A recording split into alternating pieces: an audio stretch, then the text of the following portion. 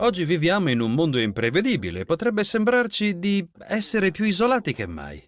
Ma la vera domanda è: siamo davvero soli? E come vedrai, questa masterclass e ciò che imparerai qui, attraverso il lavoro di José Silva, suggerisce che non siamo degli esseri monodimensionali, ma esistiamo in più dimensioni e abbiamo accesso anche agli strumenti di tutte queste altre dimensioni. Silva ha sempre detto che quando si impara ad accedervi si diventa dei geni. Pensa per un momento a tutti i grandi geni della storia. Parlavano spesso di momenti di ispirazione, di momenti eureka. Nikola Tesla, che è stato definito uno dei più importanti inventori della nostra epoca, parlava di luci e di guida intuitiva e visualizzava le costruzioni complete nella sua mente. Thomas Edison, noto per i suoi oltre 2000 brevetti, parlava dei suoi famosi sonnellini pomeridiani, si sdraiava sul divano con una palla di metallo in mano e mentre si addormentava, la palla, cadendogli dalla mano, colpiva una piastra metallica, creando un forte clang, che così lo svegliava. E da queste immersioni nel sonno otteneva idee e intuizioni, ma in realtà non stava sonnecchiando, stava attingendo a quella che si chiama frequenza teta. E non è una sorpresa che Napoleon Hill, il famoso scrittore di crescita personale degli anni 20, 30 e 40, dopo aver intervistato le più grandi menti del mondo per capire cosa le rendesse geniali, coniò questa definizione che inserì nel suo libro Pensa e arricchisci te stesso. Scrisse: un genio è colui che riesce ad aumentare l'intensità del pensiero fino al punto di comunicare liberamente con le fonti di conoscenza non disponibili al normale ritmo mentale. Questo è ciò che imparerai. Allora, perché gli stati alterati sono importanti? Vediamo i 3 punti. Primo, ottenere una guida o un'intuizione. Secondo, rimuovere i blocchi o manifestare. E terzo, che è immergersi nello stato delta per accedere alla guida da una fonte superiore. E ciò che imparerai oggi è riprendere il controllo della tua mente. Voglio che tu faccia un esercizio con me. Apri un quaderno o prendi un foglio e scrivici su un obiettivo che vorresti realizzare. Supponendo che tu abbia facile accesso all'intuizione, supponendo che tu conosca questa potente tecnica per visualizzare il tuo futuro e attirarlo a te, quale obiettivo vorresti realizzare? Scrivilo. Ora, una delle cose che rende Silva unico è che non ti insegna solo a realizzare i tuoi obiettivi, ti insegna un concetto che io chiamo la bussola e il razzo. Non ti limiti a lanciarti verso un obiettivo, ma per prima cosa usi la tua bussola e il tuo intuito per stabilire se quell'obiettivo è adatto a te, se stai mirando all'obiettivo giusto. A volte quello che crediamo essere un obiettivo che vogliamo raggiungere non è giusto per noi. Silva ti aiuta a identificare quella bussola e poi a proiettarti verso i tuoi obiettivi. Pensaci, è un obiettivo che una sola persona riesce a realizzare ogni anno.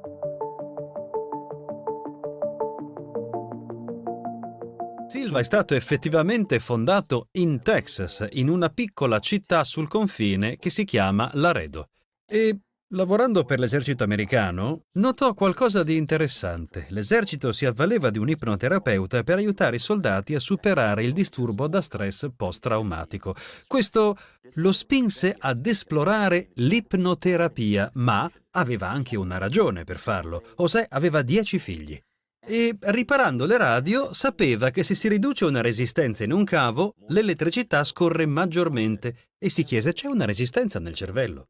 Se potessimo ridurla, i miei figli andrebbero meglio a scuola? Così iniziò a esplorare le tecniche di rilassamento, il biofeedback e l'ipnoterapia. Allora la parola meditazione era poco usata, tieni a mente che erano gli anni 50, 60. Quello che notò fu interessante. Iniziò a guidare i suoi figli in uno stato mentale rilassato chiamato livello alfa. La loro memoria migliorò, i loro voti migliorarono. Ma poi ci fu un fatto sorprendente. José stava lavorando con sua figlia Isabella e la stava aiutando a fare i compiti e non ricordo l'argomento esatto, ma supponiamo che fosse storia. Ecco qual era il procedimento di José. Guidava Isabella in uno stato mentale rilassato, chiamato alfa, e poi le poneva delle domande. In questo stato le risposte fluiscono rapidamente e in questo modo Isabella rispondeva alle domande di storia. Ecco il fatto strano. José formulò la domanda nella sua testa. Per esempio, chi è stato il 16° presidente degli Stati Uniti? e ancor prima che l'avesse potuta pronunciare, Isabella rispose Abramo Lincoln. Era in grado di rispondere alle domande prima ancora che José le pronunciasse. Era come se fosse collegata alla sua mente. Silva ne era affascinato e scrisse al ricercatore psichico più importante dell'epoca, il dottor J.B. Rhine della Duke University, dove conducevano studi particolari, avevano dimostrato che l'intuizione è reale. José gli scrisse «Penso di aver insegnato ai miei figli a essere sensitivi». E lui rispose «Secondo le mie ricerche nessuno può apprendere ad esserlo, i tuoi figli sono nati così». José disse «Non ci credo, si può insegnare a qualcuno a essere sensitivo». Si mise all'opera e oltre a Isabella formò tutti i suoi figli. Quando cominciarono a migliorare a scuola, il vicino iniziò a mandargli i suoi di figli, così formò i figli dei vicini. Poi iniziò a farlo con i vicini in persona, dimostrando che J.B. Rhine si sbagliava. Il tasso di intuizione mostrato nei corsi di Silva è sorprendente. Ora, a quel punto, la popolarità di Silva cominciò a crescere molto. I giornalisti parlarono di questo fenomeno, il metodo Silva, e alla fine, in un giornale locale, apparve un articolo su un uomo che aveva sofferto di emicrania cronica per anni. Nessuno era stato in grado di curarlo, ma quando imparò il metodo Silva e fu in grado di accedere allo stato alfa, le sue emicranie scomparirono. Il corso successivo fece il tutto esaurito. Silva continuò ad espandersi e divenne famoso in tutto il mondo. Iniziò a collaborare con scienziati famosi come William Broad al San Antonio Mind Science Center per studiare la mente umana e venne pubblicato in giornali prestigiosi come il New York Times. Ma guarda questo articolo, per esempio. Parla di studi sulle onde cerebrali e non menziona nulla sull'intuizione. Menziona il biofeedback. Silva era astuto. Sapeva che se a quel tempo avesse detto che insegnava ai suoi studenti a essere sensitivi, gli avrebbero dato del pazzo. Così nei suoi seminari, specialmente in posti come New York, lo presentava ai CEO come biofeedback, parlando di come potevano controllare lo stress, le emicranie e migliorare nel lavoro. Eppure il metodo Silva incontrò svariati ostacoli. José Silva passò anni a studiare l'ipnoterapia e la psicologia e poiché era così immerso in questa ricerca il suo business radiofonico ne risentì e le sue entrate cominciarono a diminuire. Un giorno, scrisse nella sua biografia, giaceva a letto, totalmente frustrato perché tutta quella sua passione per la psicologia e per l'ipnoterapia non lo stava ricompensando in termini di stabilità finanziaria. Scrisse, presi un libro sull'ipnoterapia e lo scaraventai dall'altra parte della stanza, deciso a non esplorare più quel campo. Quella notte accadde qualcosa. Nel sonno vide 4 numeri comparire, insieme a un'immagine religiosa chiamata Una vita solitaria, riguardante Gesù. José Silva era cristiano. Quando si svegliò capì qualcosa. Quell'immagine veniva da un potere superiore. E, come menzionò più tardi nel suo scritto, il Gesù era semplicemente una simbologia che veniva da una fonte superiore. Il metodo Silva non è legato a una religione e quando queste intuizioni ti appaiono potrebbero essere accompagnate dal tuo guru, come il tuo maestro, dal tuo libro sacro, ok? Ma Silva rimase affascinato da questi 4 numeri e pensò: questo è il numero di targa di un'auto, devo incontrare la persona che guida la macchina con questa targa. E così quel giorno andò a lavorare nel suo negozio. Perplesso, rimuginando su questo numero e continuando a controllare ogni auto. Quel giorno un amico andò al negozio e gli disse: «Ehi José, voglio andare a fare un po' di spesa in Messico, vuoi venire? Attraverserò il confine fino a Nuevo Laredo. E poi farò la spesa e quindi tornerò qui. Dai, vieni con me. Usciamo e facciamo 2 chiacchiere». José gli parlò del numero, gli disse: «Sì, vengo, ma mentre andiamo terrò gli occhi aperti perché cercherò quel numero di targa in ogni auto che incontreremo». Il suo amico forse pensò che fosse un po' strano, ma decise di portare José con sé. A quei tempi attraversare il confine era molto più facile di quanto non sia ora. Così andarono a Nuevo Laredo e si fermarono al loro negozio di elementari preferito. Mentre José era intento a scegliere cosa comprare, sentì il suo amico chiamarlo. «José, José, dai, vieni a vedere!» Lì, davanti al bancone, c'era un biglietto della lotteria.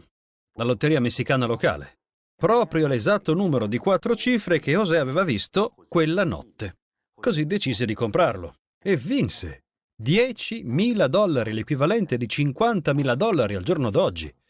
E questo, disse poi, gli diede la fiducia e la spinta motivazionale per rendersi conto che era su qualcosa di importante. Quel denaro finanziò il resto della sua ricerca per completare il metodo Silva. Ma nella sua biografia scrisse anche: guarda le coincidenze che sono accadute, il sogno, l'arrivo dell'amico, l'andare in quello specifico negozio e quell'esatto numero che era lì. Disse che non era solo un'intuizione. C'era una forza, qualcosa che aveva disposto le persone giuste, le circostanze giuste, le coincidenze giuste per portarlo verso quel risultato. Il bersaglio attira la freccia. Cos'è uno stato alterato? Perché è importante? Steven Kotler, che è uno degli autori e ricercatori pioniere in questo campo, sostiene che debba essere normalizzato. Dice che viviamo in una società monofasica. In altre parole, a tutti noi, nel mondo occidentale, è stato insegnato a operare nel livello beta di veglia. Ma le culture indigene vivono in una società polifasica. C'è uno studio del 73 della ricercatrice Bo-Gin Young che ha scoperto che tutte le culture indigene, almeno il 90% di esse, hanno una qualche forma di accesso allo stato alterato. Magari è il Kung Fu, oppure la meditazione, o forse la cultura dei sogni, attraverso i sogni lucidi. Potrebbe essere la danza Sufi, o la preghiera cristiana gnostica.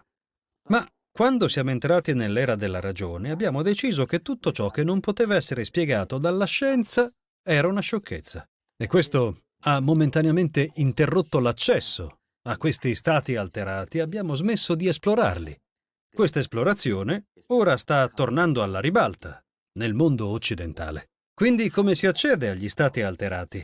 Esistono 4 modi. Il primo è il neurotraining. Collegano questi elettrodi al tuo cervello in 12 aree diverse e lo allenano a produrre determinati stati, tipicamente gli stati associati ai monaci in meditazione. Ora, un training come questo dura 5 giorni e costa sui $15.000. Il neurotraining è assolutamente efficace, ma è abbastanza costoso. E poi c'è la medicina vegetale che sta acquisendo popolarità. Io sono un grande fan di questa, come l'ayahuasca, ma anche in questo caso la pratico una volta ogni 5 anni. Mi permette di raggiungere le intuizioni più incredibili, ma va ricordato, è illegale nella maggior parte dei paesi del mondo. Per praticarla devi recarti in luoghi come Perù, Ecuador o Costa Rica. Richiede molto tempo, alcuni ritiri durano 5 o 7 giorni, ma non è un'esperienza piacevolissima perché induce più volte il vomito. Dobbiamo essere preparati a vivere delle esperienze piuttosto intense. E di nuovo, è un modo incredibile per accedere agli stati alterati, ma non è il più facile e conveniente. E poi ci sono le tecniche di respirazione. Io le adoro, sono meravigliose, anche se spesso producono stati ed emozioni incontrollabili. Molti degli scheletri nell'armadio, molte delle convinzioni passate emergono e siamo costretti ad affrontarle. Ma queste tecniche non ti permettono di ottenere strumenti precisi per risolvere un problema specifico. Daniel Goldman, nel suo famoso libro Alter Traits, afferma la via principale per accedere agli stati alterati è la meditazione. E il metodo più efficace che ho trovato per raggiungere gli stati alterati e utilizzarli davvero è il Silva Ultramind. Ora, José Silva aveva stabilito alcune linee guida per ottenere grandi risultati. La prima cosa che disse è: dovete avere un desiderio ardente, un desiderio che brucia, che accende l'intento e mette in moto gli ingranaggi che vi portano a ottenere ciò che desiderate. Quindi, prima di andare avanti, voglio chiederti: qual è il tuo desiderio ardente? Perché imparare è così importante per te? C'è un cambiamento che vuoi apportare alla tua vita? Senti di avere un potenziale insoddisfatto? Vuoi creare delle relazioni incredibili? Vuoi dare un contributo al mondo? Scrivi il tuo perché. Inizieremo con il primo punto, che è conoscere gli stati. Circa il 90%, secondo José Silva, si trova nella frequenza beta di veglia. Questo è lo stato in cui, se si dovesse collegare il cervello all'elettroencefalografo, le onde cerebrali sarebbero caratterizzate da una frequenza di veglia chiamata beta, che va dai 14 ai 21 cicli al secondo, è piuttosto veloce. Questo è anche lo stato associato a stress, ansia e così via. È interessante notare che circa il 10% delle persone riesce ad accedere al livello alfa della mente, in cui le onde cerebrali rallentano fino a 7-14 cicli al secondo. Solo il 10%, secondo José, accede naturalmente ad alfa. La maggior parte di noi deve imparare a farlo. Ora, quando si impara a passare da beta ad alfa con il metodo Silva, si è in grado di farlo in meno di 30 secondi.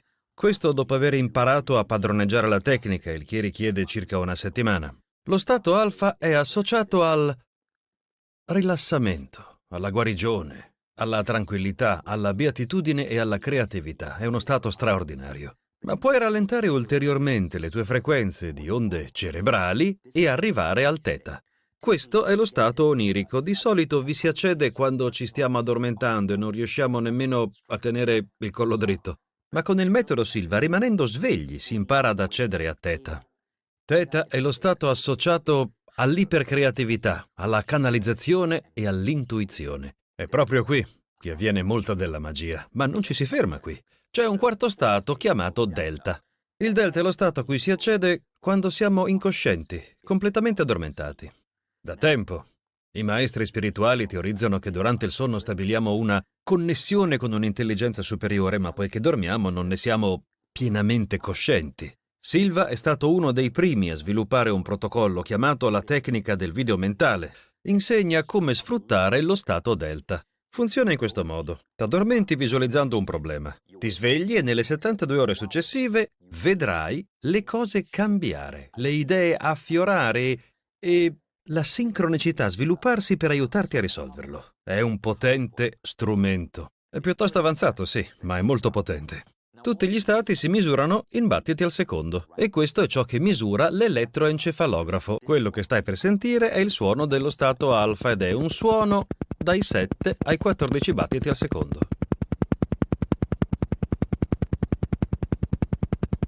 Ora ascolta cosa succede quando passiamo al teta. Si scende a 4-7 battiti al secondo. Ora questa è la chiave. Sei già in alfa nei primi 5 minuti del mattino quando ti svegli. Non devi preoccuparti di raggiungere quello stato. Tutti noi ci siamo già, infatti mentre ci addormentiamo passiamo da beta ad alfa a teta a delta. Quando ci svegliamo passiamo da delta a teta e ad alfa. E poi completamente svegli, ma sei in alfa quando ti svegli al mattino. Sei ancora mezzo addormentato, magari rimugini qualche sogno. E questo è il momento giusto per meditare. Quindi vai in bagno, fai le tue cose, lavati i denti, poi torna sul letto. Siediti dritto, puoi tenere le gambe come vuoi, incrociate oppure distese, ma siediti dritto, magari con un cuscino dietro di te e un cuscino per le mani. Per riuscirci vedremo la tecnica dei 40 giorni. Questa fu la tecnica che imparai quando mio padre mi diede il primo libro di Silva. Sognavo di frequentare un corso, ma avevo 14 anni e non avevo un soldo. E così per 40 giorni applicai questa tecnica per allenarmi a raggiungere il livello alfa della mente e a rimanerci consapevolmente. I risultati furono sorprendenti, ma ci vollero 40 giorni. Se non hai i soldi per frequentare un corso, devi provare questa opzione. Osserva questa tabella. Quello che farai è rimanere a letto, ricorda di sederti con le gambe incrociate o distese e poi conterai alla rovescia. Per i primi 10 giorni conterai da 100 a 1. Quando arriverai a 1, saprai di essere nello stato alfa. Stai condizionando la tua mente a rimanere a quel livello e ad abbracciarlo. A quel punto, quando sei in alfa, arrivato ad 1, imparerai a creare una visualizzazione usando lo schermo mentale. Te lo insegnerò tra un attimo. La buona notizia è che dopo 10 giorni il tuo cervello sarà condizionato e potrai accedere all'alfa contando da 50 a 1. Dopo altri 10 giorni potrai farlo contando da 20 a 1 e dopo altri 10 giorni potrai accedere ad alfa contando da 10 a 1. E così riuscirai ad accedere allo stato alfa in 10 secondi. Potrai accendere il tuo schermo mentale e usare le tecniche che ti insegnerò per eseguire la visualizzazione creativa e raggiungere i tuoi obiettivi.